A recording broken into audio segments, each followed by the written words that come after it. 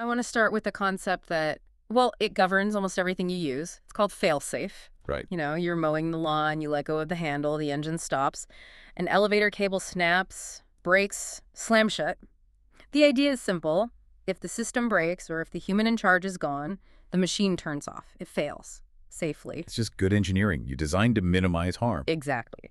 But today we are diving into the complete opposite of that. We're talking about fail deadly, Uh, a system designed so that if the connections are cut, if the lines go dead, or, and this is the key part, if the people in charge are all dead, the machine doesn't stop, it wakes up. and it finishes the fight.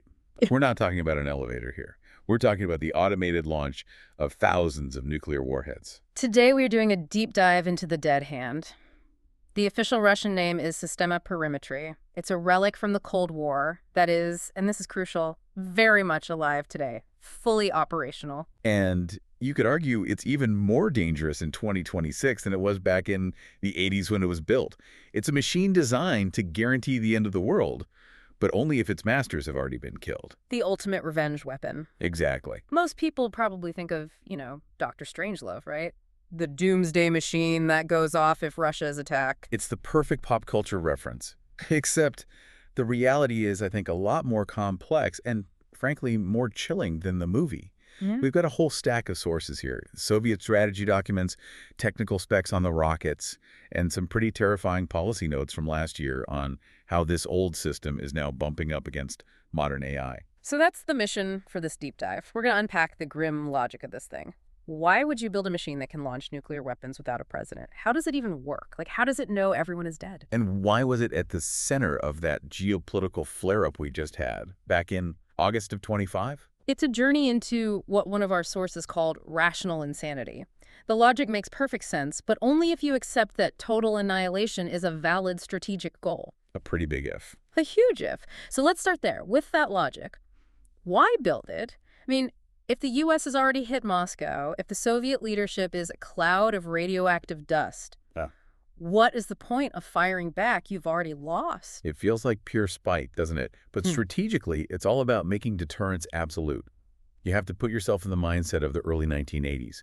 The Soviet Union was deeply, genuinely paranoid about a decapitation strike. And this is where the technology really matters. We were reading about the Trident D5 missiles. Right. Before the 80s, submarine-launched missiles were, well, they were city killers. But they weren't accurate enough to take out a specific hardened bunker. But the Trident D5 changed all that. It changed everything. It was incredibly accurate, and because it's coming from a sub that could be anywhere, the flight time wasn't 30 minutes like an ICBM from Montana. It was maybe less than 15 minutes. Some said under 10. So just imagine you're the Soviet premier. The radar lights up. You have maybe 7-8 minutes. You have to verify it's real, get the codes, find the generals, issue the order. You can't even get a situation report in that time. No way. The fear was that the U.S. could vaporize the Kremlin and the entire chain of command before they could even physically give the counterorder. And if they die before they give the order, deterrence has failed. The U.S. wins. So the dead hand is the answer. It's a message to the Americans saying, look, it doesn't matter if you get us. It doesn't matter if you kill every last one of us. The machine will kill you anyway. Yes, there's a term for it in one of the papers we read, nuclear nihilism. Yeah. It's this acceptance that winning isn't the goal anymore. The only goal is ensuring the other side loses too. But here's the really weird part, the counterintuitive twist. Building this doomsday machine might have actually made things safer. It's a fascinating psychological angle. There's that quote about cooling down hotheads. Right. Think about that 7-minute window again. Without the dead hand, if you're the leader and you see a blip on the radar, the pressure to use them or lose them is immense. You might launch on a false alarm because you can't afford to wait and be wrong. Because if you wait and you're dead, you can't launch. But if you have the dead hand, you can take a breath. You can wait. You can say, let's make absolutely sure this isn't a computer glitch or a flock of birds, because I know that even if I'm wrong and I die in the next 5 minutes, the machine will handle the revenge for me.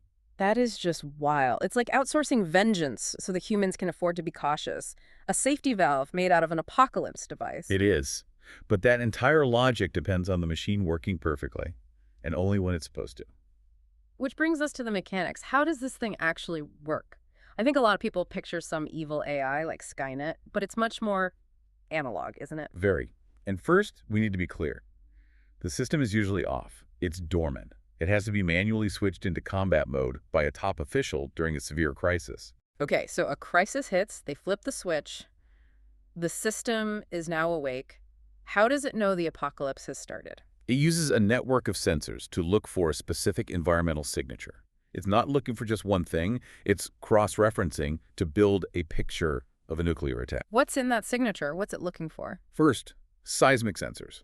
But not just any ground shaking. It's analyzing the rise time of the shock wave. An earthquake kind of rumbles and builds. A nuclear blast is an instantaneous vertical spike of pressure. The system knows the difference. Okay, so it feels the ground get punched. What else? Radiation detectors, sniffing the air for gamma rays.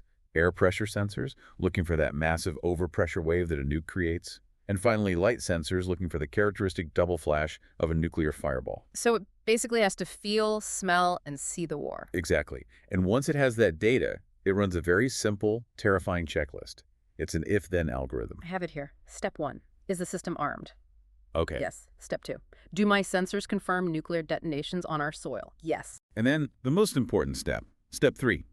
Can I reach the humans? The fail-deadly part. The system tries to establish a connection to the General Staff War Room. It checks dedicated communication lines.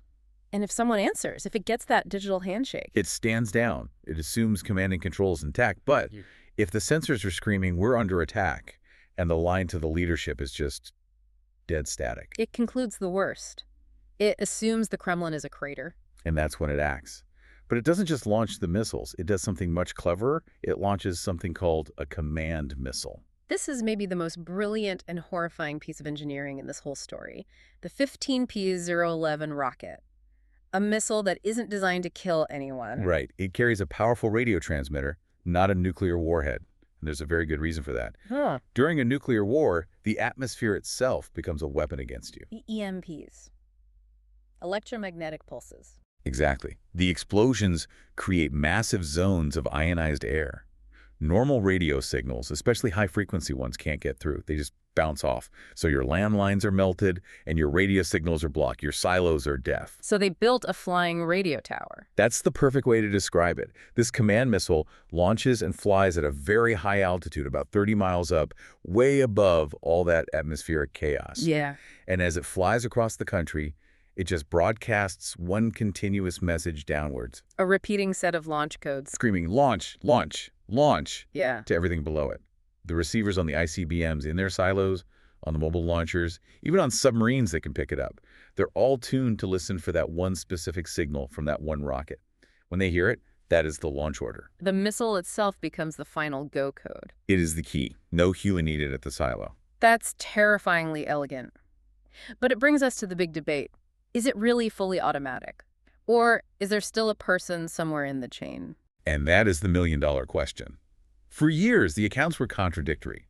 A Soviet general in the 90s, Bartholomew Korobushin, insisted it was completely automatic, no humans. But then one of the developers, Valery Yaronich, he came out and said it was semi-automatic. Which brings us to a place called Kozvinsky Kamen, a mountain in the Urals. And a room deep inside it, known as the globe. So picture this. You're thousands of feet under solid granite in a spherical control room. And sitting there are not generals, not the president. There are 3 duty officers, maybe a major, a couple lieutenant colonels. They're just operators. Well, not decision makers. Not at all. So here's the scenario. The dead hand sensors go off. The line to Moscow is dead. The system concludes it's the end of the world.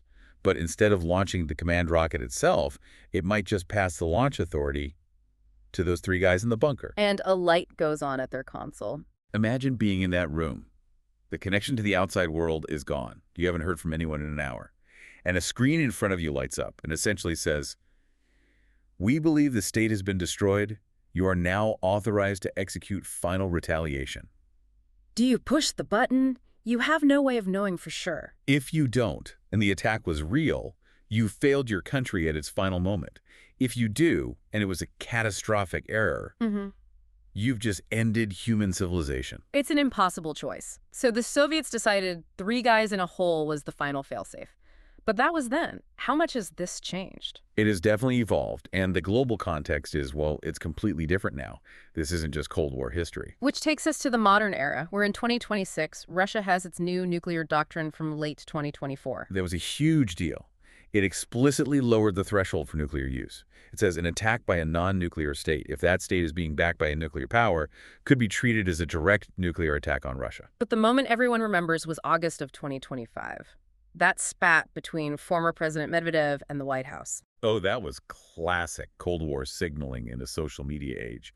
Medvedev goes public and specifically mentions perimeter, the dead hand. He was sending a very clear message. He was reminding everyone that it exists. He was saying, don't think you can beat us in a conventional fight and get away with it, because if we start to fall, the machine takes over. And the U.S. response wasn't a tweet. Well, not just a tweet. It was a physical move. Right. President Trump posted on Truth Social, but the real message was the order to reposition 2 Ohio-class nuclear submarines. And what does that signal? Why move the subs? It puts them closer. It gets those hyper-accurate Trident D5s back into that short, sub-15-minute flight window. It was the U.S. saying, we see your dead hand, and we're raising you a decapitation threat of our own. The tension just spiked. Which brings us to the future and what I think is the scariest part of this deep dive. The risk of a flash war driven by AI. This is where the 1980s logic of the dead hand collides with 21st century warfare. The problem is speed. The stability-instability paradox. That's what the GCRAM report called it. Exactly. Because everyone is so scared of nuclear war, we fight these proxy wars with drones, with cyber attacks, with AI. Yeah. But we're compressing the decision time from minutes down to seconds. Walk us through that 2030 flash war scenario they described. It starts with something small, right? Yeah, something that seems trivial. An autonomous vehicle, maybe a drone or a ship, has a glitch and collides with another country's military asset in a tense area like the Baltic. An AI defense system sees this collision. It doesn't register accident. Its pattern recognition flags it as a possible precursor to an attack. And it reacts instantly. It doesn't wait for a human. It launches a defensive cyber attack to jam communications in the area to protect its network. Okay, now connect that back to the dead hand. Its whole logic depends on 2 things, sensors and communication links. So because of this tiny AI skirmish, the communication lines to the general staff in Moscow are suddenly severed by a cyber weapon. And at that exact moment, just by pure chance, a natural disaster happened. Like the Chelyabinsk meteorite from 2013, that thing hit with the force of 30 Hiroshima bombs. It produced a massive shockwave and a brilliant flash of light. Now imagine that happens while an AI has already cut the phone lines to Moscow. The dead hand wakes up. It feels a massive seismic event. It sees a brilliant flash. It checks the line to the general staff and gets nothing. The machine doesn't know about the drone crash. It doesn't know it's a meteor. It just follows its programming. Checklist item 1, armed. Item 2, explosion detected. Item 3, comms are dead. Conclusion, launch.